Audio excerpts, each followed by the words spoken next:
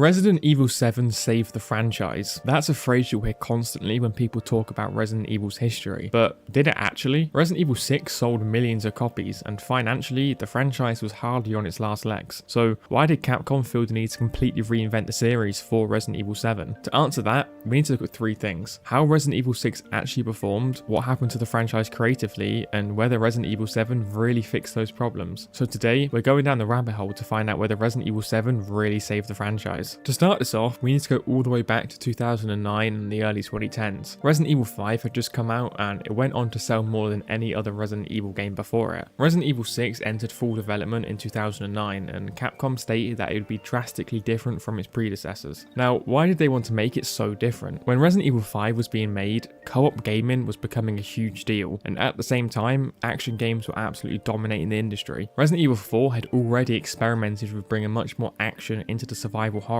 and it was praised as one of the most influential games of its generation. So from Capcom's perspective, there was no obvious reason to stop. Resident Evil 4 had proven the series could become more action oriented, and Resident Evil 5 proved that adding co-op could make the formula even more successful. More importantly, it worked. Resident Evil 5 sold insanely well and remained the highest selling game in the franchise for years, until Resident Evil 2 Remake eventually overtook it. Of course, Resident Evil 4's popularity undoubtedly helped Resident Evil 5, but there's no denying that Resident Evil 5's co-op made it an incredibly appealing game to play with friends. So then it was time to make Resident Evil 6, and with the success of 5, Capcom had every reason to believe that pushing the series even further in this direction was the right move. Around this time, games like Modern Warfare and stuff like that were absolutely dominating the market, and Capcom clearly wanted Resident Evil to compete in that space. In February 2012, Kobayashi stated that the team had gone to great lengths to balance all things people love about Resident Evil, while structuring the gameplay around horror themes. Yet, just a month later in March, Capcom admitted they believed the survival horror market was too small for a series like Resident Evil, and said the team would instead focus on making the gameplay more action oriented. And this is important, they were deliberately trying to evolve the franchise into something bigger. Resident Evil 6 was supposed to be the next step. Even the team believed this would be the flagship Resident Evil horror title, the game that would take everything that had worked before and push it even further, but then it released. Resident Evil 6 opened to many very average scores, with most scores averaging between 60 and 70 out of 100. A lot of people had problems with it, and it was the furthest the series ever got from its original roots, and had practically become a different franchise with the same characters. So let's look at two things. Firstly,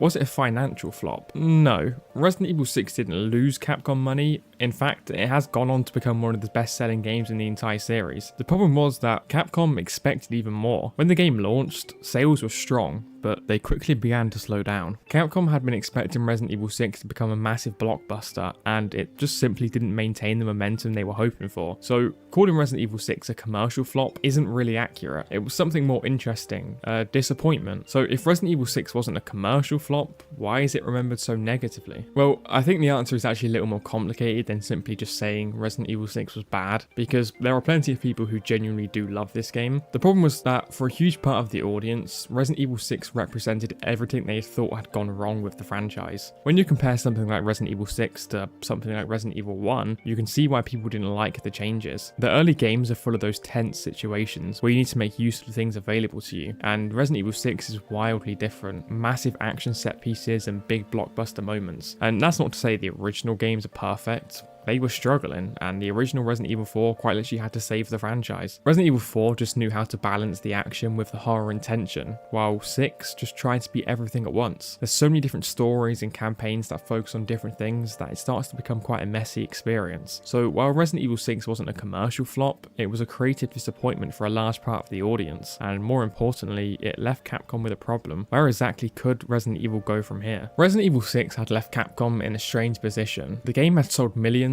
but the reception had made one thing very clear. Simply making Resident Evil even more action heavy wasn't going to solve any problems, so they started experimenting. There were two games released between Resident Evil 6 and 7. Revelations 2 was particularly interesting because it essentially existed to serve a different part of the audience. Capcom had come out and said the mainline games would continue to focus more heavily on the action in order to attract a wider audience. Revelations as a side game allowed the developers to experiment with a more horror focused experience for the existing fans, and Revelations 2 was pretty well received, with critics praising its more focused approach. The other game, however, was Umbrella Corps. It was a multiplayer shooter that was received completely terribly, and it just became another example of Capcom trying to break into a popular game market at the time, using their franchise that isn't at all like the market they're trying to break into. But while these two games were happening, something much more important was already happening behind the scenes. They were developing Resident Evil 7. Coming off the back of Resident Evil 6, Capcom clearly had a problem. They had made Resident Evil bigger, louder, and more action-packed than ever to try and attract more people, and it hadn't worked in the way they wanted it to. So instead of trying to make Resident Evil 7 even bigger, the team decided to do the opposite. They finally scaled it back. The game would take place primarily in one location, and the player would take control of a completely new protagonist. And the focus would shift away from the superhuman characters that we'd become accustomed to playing as. Kind of. Ethan was a very welcome addition to the franchise. It was the first time in a long time that you would play as someone who didn't know what they were doing in a mainline game. I believe there are two main things that really made it feel like a survival horror game again. Firstly, the first person camera. This was a huge change for the series, as this had never happened before. However, it was a brilliant move. With the location feeling so small and claustrophobic, the camera really pays off by making you feel like you're really trapped in that house. You can't see what's happening behind you or do random dives and rolls like you could in 6. It also made VR a much cooler experience. The other reason is the Baker family. The villains just kept getting bigger and bigger in scale in the previous games, and it was a very welcome change to have only one family be the villain. Of course, this doesn't apply to the final third of the game, as it begins to lose itself a bit, but the Baker family is still incredible either way. Capcom also made a new engine for this game, titled the RE engine. It's a really nice engine, and the game still looks incredibly beautiful to this day. Resident Evil 7 was almost like a direct response to all the criticisms that people had about 6. The series finally felt like it had begun to find itself again. But did it work? Did Resident Evil 7 bring back the series? Resident Evil 7 came out in January 2017, 5 years after Resident Evil 6, and the reception was immediately very different. The game opened to favourable reviews, with most scores sitting in the 80s and quite a few reaching into the 90s. More importantly, a lot of the praise was focused on exactly what Capcom had been trying to bring back: survival horror. The game was praised for its atmosphere, its focus on resource management, and the fact you couldn't just run through the game feeling like an unstoppable action hero. The first person perspective in the Baker family also helped make the game feel much more personal and claustrophobic than the previous few entries. So from a creative standpoint, it seemed like Capcom had finally found what they were looking for. But once again, we need to look at the other side of this. How did Resident Evil 7 actually perform financially? Well, it did pretty well. Resident Evil 7 had the third biggest debut in the series at the time, behind 5 and 6,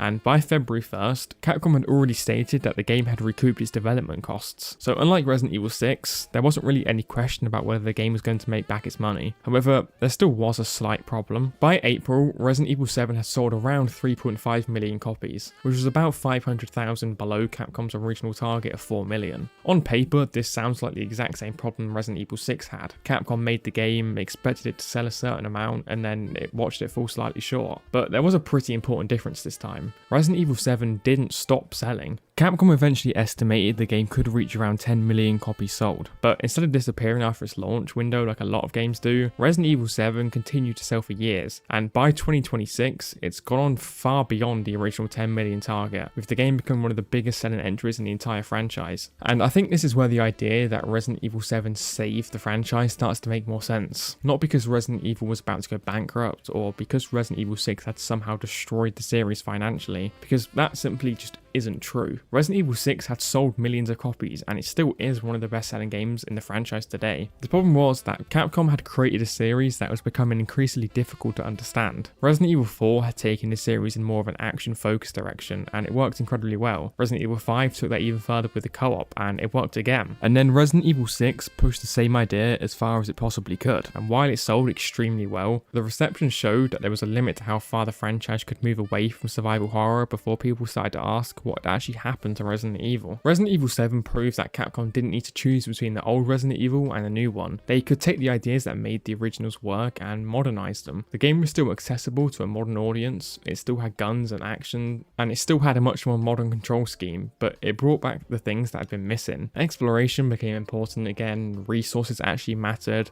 the player was vulnerable, and the environment itself was a major part of the horror. And most importantly, Capcom had finally found a direction that they could build on, because Resident Evil 7 7 wasn't the end of this experiment, it was the beginning of the modern Resident Evil. Not long after its release, Capcom announced Resident Evil 2 Remake, which took the same idea of modernizing classic Resident Evil and applied it to one of the most beloved games in the series. And when that game came out, it was a massive success. Then Resident Evil Village took the first person perspective from Resident Evil 7 and expanded it into a much larger game, bringing back more of the action while still keeping the horror and exploration that had worked so well. Then Capcom went back even further and remade Resident Evil 4, and I think that's actually one of the best ways to look at what Resident Evil 7 accomplished. 7 was the point where Capcom realized they didn't need to keep pushing in the same direction. They could just take a step back, figure out what actually made Resident Evil work, and then build something new around those ideas. And when you look at the games that followed, it clearly worked. Resident Evil 7 didn't just sell well, it changed the direction of the entire franchise,